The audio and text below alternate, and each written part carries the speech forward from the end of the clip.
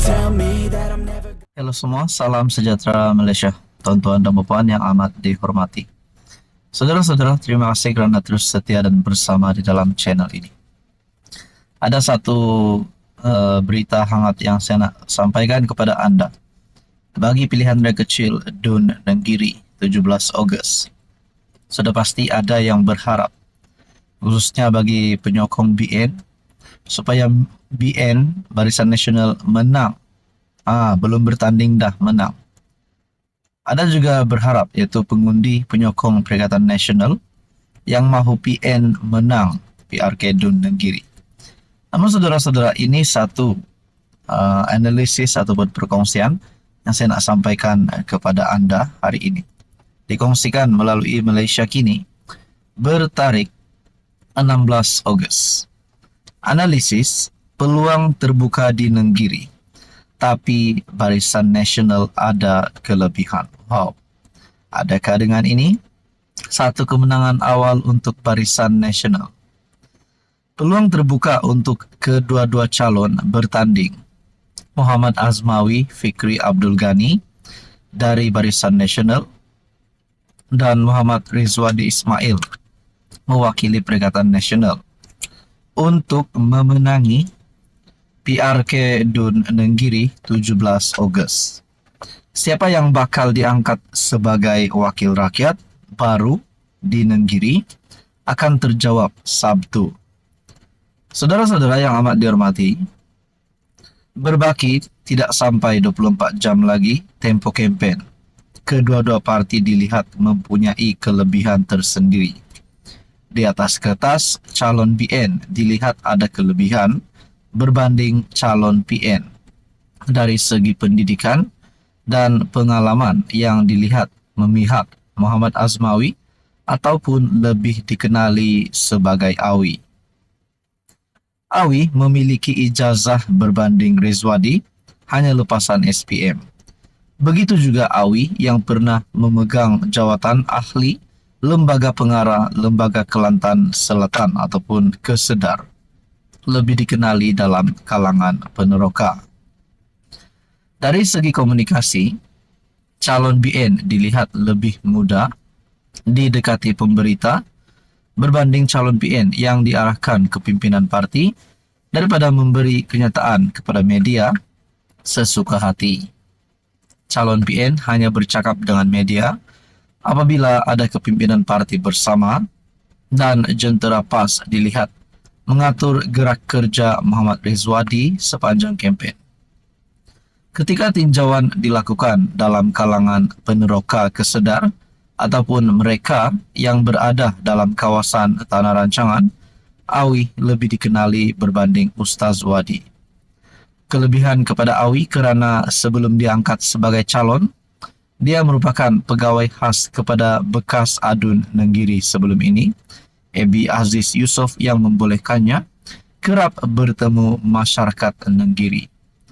Saudara-saudara, di dalam perkongsian daripada Malaysia Kini ini, ulasan bagi saya, ini mungkin satu kredit awal kemenangan awal bagi calon Barisan Nasional. Tuan-tuan dan puan, menurut anda siapa yang bakal menang dan siapa yang bakal terpelanting? Apa komen anda? Halo semua, salam sejahtera Malaysia, tuan-tuan dan puan yang amat dihormati. Terima kasih kerana terus setia dan bersama di dalam channel ini. Baru-baru ini Anwar Ibrahim sebagai Perdana Menteri ada mengumumkan berita baik berkaitan dengan ekonomi dan berkaitan dengan beberapa perkara baik. Contohnya berkaitan dengan isu hutang negara. Baru-baru ini PMX telah membuat satu berita gembira. Namun saudara-saudara, yang ini satu lagi kemenangan baru Anwar Ibrahim, dan ini pasti melumpuhkan, mematahkan dan mematikan semua cakap-cakap daripada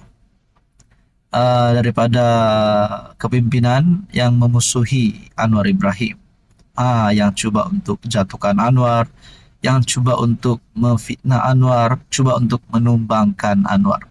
Sudah pasti ada kenyataan kita dengar di media sosial agar Anwar ditumbangkan.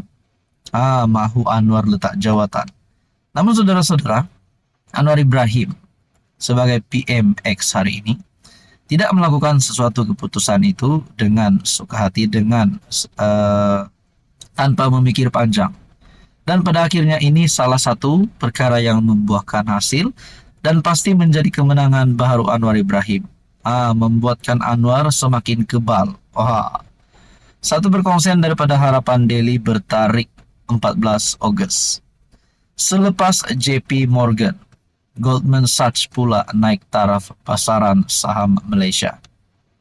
Sebelum ini JP Morgan dilapor telah meningkatkan penarafan Malaysia kepada neutral selepas hampir 6 tahun negara berada pada tahap underweight susulan langkah berani kerajaan dalam membangunkan ekonomi. Saudara-saudara, sebelum ini ada pihak daripada kepimpinan pembangkang yang kata Anwar ini tak pandai dalam perdagangan, yang kata Anwar ini tak layak jadi PM. Ada yang kata sampai Malaysia ini akan hancur sekiranya Anwar jadi PM. Tapi kita dapat lihat ini bukan kehancuran, tapi ini kemenangan. Terbaru analisis oleh Goldman Sachs pula menyebut bahawa suasana pelabur terhadap Malaysia telah bertambah baik kini selepas Datuk Seri Anwar Ibrahim memegang jawatan Perdana Menteri. Dengarkan ini saudara-saudara. Sekaligus membawa kestabilan politik. Kestabilan politik yang paling penting. Sudah pasti ada yang di luar sana. Mungkin rasa-rasanya lah. Termasuk seteru politik Anwar, yaitu Mahathir, mungkin Muhyiddin, Adik Awang dan siapa-siapalah pemimpin daripada pembangkang yang pernah mengeluarkan kenyataan agar Anwar Ibrahim dijatuhkan, tak layak jadi PM dan sebagainya. Tapi lihat, ini bukannya satu keburukan tapi berita baik untuk seluruh rakyat Malaysia. Menurut laporan utusan Malaysia, berikutan itu Goldman Sachs telah menaik taraf pasaran saham Malaysia kepada wajaran sama, iaitu equal weight. Berikutan sifat defensif pasaran tempatan apabila melibatkan kejutan luaran. Ekonomi Malaysia yang semakin teguh dan mata wang yang lebih kukuh juga meningkatkan keyakinan terhadap aset tempatan. Kata analisis itu, selain menyebut Singapura telah diturun taraf sebagai underweight. Pakar strategi CGS CIMB Chehan Pereira berkata, warga asing adalah penjual bersih saham Malaysia dalam 8 daripada 10 tahun lalu apabila skandal 1MDB dan pertukaran pemimpin menimbulkan kebimbangan mengenai ketidakstabilan politik. Mereka telah menjual saham bernilai AS 68 juta bulan ini. Kami melihat ini sebagai peluang belian yang jarang berlaku dalam saham Malaysia. Utusan Malaysia melaporkan saham-saham di Asia menyaksikan penjualan bersejarah pada Isnin minggu lalu disebabkan kebimbangan terhadap kemelesetan AS dan saham-saham berteknologi tinggi. Keadaan itu yang lebih ketara daripada yang dilihat di AS dan Eropah telah memaksa pelabur untuk menilai semula penglibatan mereka. Adakah ini satu perkara yang hanya Anwar Ibrahim mampu boleh buat dibandingkan dengan PM-PM yang lain, contohnya Muhyiddin dan Mahathir? Jadi saudara-saudara, adakah dengan ini Anwar Ibrahim layak untuk terus menjadi PM sehingga 10-20 tahun lagi? Makna kata selamat tinggal Mahathir dan selamat tinggal Muhyiddin kalau perkara ini benar. Jadi saudara-saudara, ini satu kredit baru untuk kerajaan perpaduan dan termasuk Datuk Seri Anwar Ibrahim. Apa komen Anda?